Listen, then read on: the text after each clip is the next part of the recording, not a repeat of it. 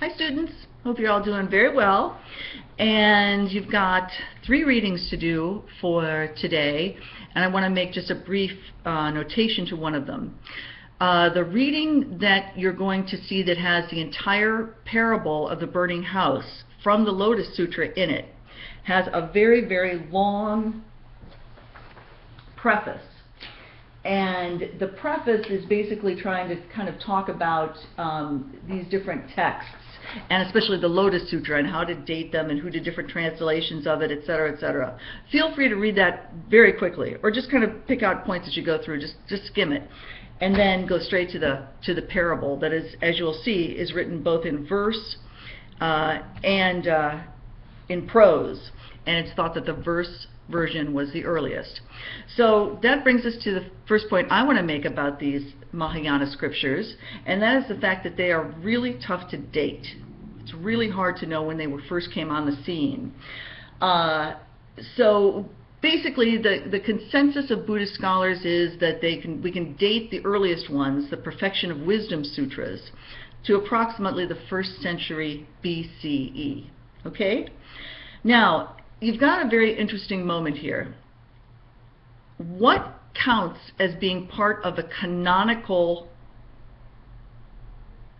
text, or canonical texts, period, plural, is decided basically by the earliest redactors of any religious tradition. So when you're talking about a canon, what constitutes a canon for Christians, for example, you've got the Old Testament and the New Testament. If you're talking about what constitutes a canon for Islam, for example, you've got the Quran and the Hadith, stories of examples that the Prophet modeled.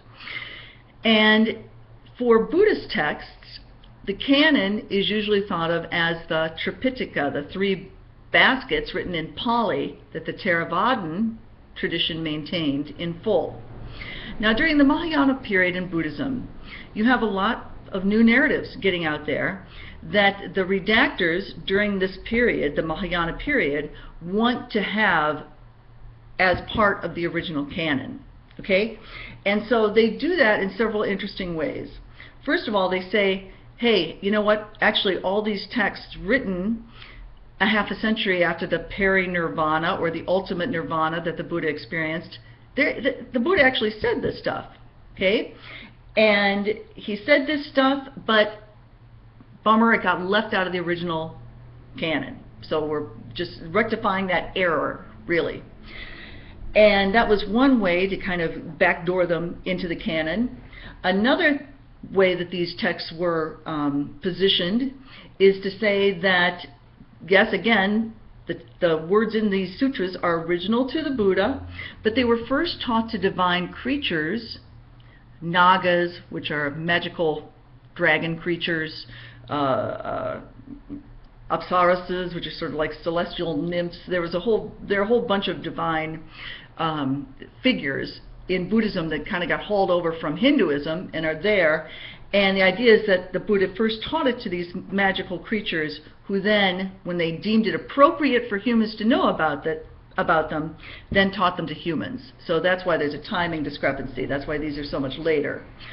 Or another explanation is these texts here in the Mahayana tradition are just a further extenuation of those from the Tripitaka, thus again linking them up with that original canon.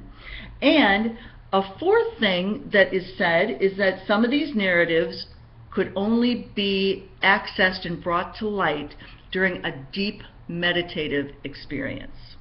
Okay? So basically, these are just different postures, different strategies for making these scriptures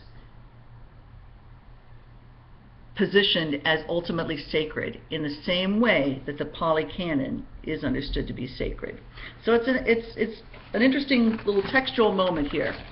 Okay, so today we're going to be talking a lot about the Lotus Sutra, and a couple of things that the Lotus Sutra, and the Lotus Sutra was redacted, put together sometime between the 1st century BCE and the 1st century CE. So the best guess is that sometime during that 200-year period, little by little, you got what now stands as the Lotus Sutra. Okay, and the Lotus Sutra really highlights two things.